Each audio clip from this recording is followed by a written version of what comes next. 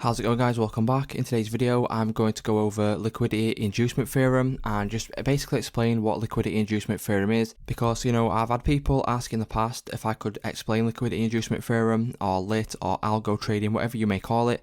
I've had people ask me to kind of explain it, and I've never really got around to doing a video on it, so I thought today I would do a quick video and just basically explain the whole process behind it. So basically all Liquidity Inducement Theorem traders are doing is they are trading based on liquidity sweeps, and what they are kind of looking at is, if I just bring this down right here, what they're kind of looking at is they are looking for external liquidity to be taken.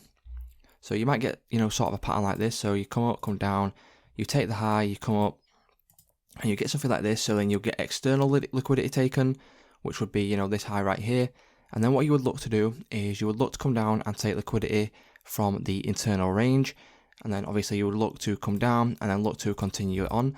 So as you can see, what we've got here is we've kind of got a leg of structure. So we've got a break right there, and then we break down, come and take internal liquidity from this sort of range. And then what we do is we obviously continue on with the overall swing and then end up breaking this high. So basically what we've done, you can even put your premium and discount tool on right here. As you can see, we've come up, we broke up, took external liquidity, come in, took internal liquidity, tapped into the discount of the range, and then continued with the overall bullish trend in this specific example right here. So that's basically what they are doing, and that's basically how the overall trading works. So obviously, if I just come down and actually show you a couple of examples on the charts. So let's just go ahead and find, a sort of decent example.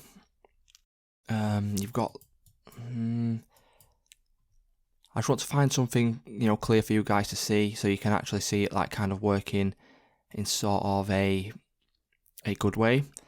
So actually, right here, so if you're looking at this box, so look at this sort of box right here, right? What we've got is we've got a take of the low, take of the high.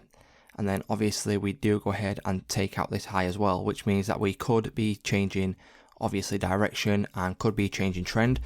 And then what you will notice that happens is, if I just mark this out, so we've taken this low right here, and then we've added a change of character to the upside. So as you can see, change of character to the upside. And then what has happened is we have obviously changed direction. So we've changed direction and we've continued, sort of up. We've obviously broken this high as well. And then what's happened is we've taken this high right here, taken this high, taken this low. So now what's happened is external liquidity has now been taken. And then what we're going to do is we're going to come down and target all of this internal range liquidity right here. And then as soon as obviously sufficient liquidity has been taken, what you should see, and what you will see more often than not, is you'll see price come down, tap into, obviously sort of the discount area of the range. And then obviously the overall expectation is to come out and take out this high right here. Then what happens, as you can see, we take external liquidity. So we take this high, which is external. We come down, and there's not really anything too clear on the 15-minute time frame right here, but I'm sure if you drop down to maybe a 5-minute chart, maybe a 1-minute chart, you will see something of significance within these sell to buy wicks right here, where liquidity has been taken. And what that means is obviously sufficient liquidity has been taken, and then price has continued, and it's ultimately fulfilled the expectation of taking out this high right here, until obviously what happens is obviously the trend changes and then we start coming back down to the downside. Let me just see if I can find any more examples right here. So yeah, we've got like kind of a clean example right here. So what's happened, obviously we've taken this high right here, we've come down, we've had a change of character. So you could say it was this one, you could say it was this low that put in this new high. Then we've broken down, and then we've obviously had a change of character right here. What has happened is obviously we've come down, we've taken external, we've come in, taken internal, and then we've continued to obviously fulfill the expectation of taking out this low right here. And then again, if you can see the same example over and over and over again. And what you could do is you could obviously pair this with supply and demand.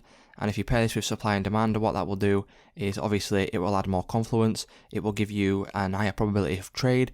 And for this example here, what we've done is we've come up, we've come down, we've got a change of character here. So what this is showing now is we've taken enough internal liquidity, and we could now obviously see price come down, take out this low, which has obviously happened.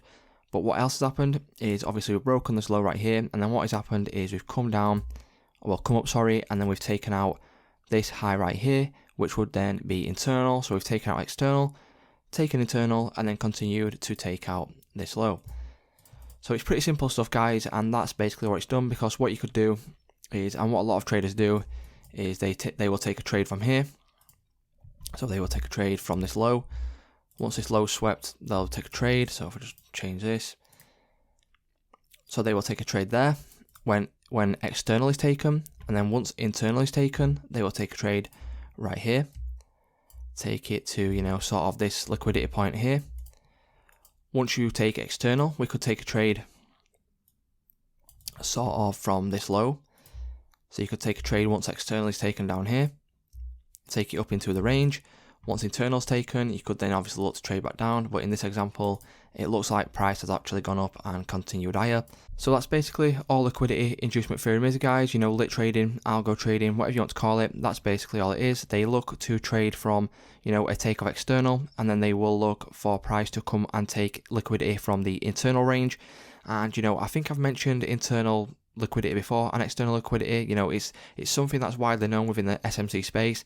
It's something that I've learned from various communities that I've been in. If you implement it into your trading and pair it with something like, you know, supply and demand, you know, it can become really powerful, and you can get, you know, really high probability trades if you are adding and stacking all the confluences together. But yeah, that's pretty much it for today's video, guys. As always, if you have any questions, feel free to drop them in the comment section down below. And without further ado, guys, thank you very much for watching, and I'll see you in the next one.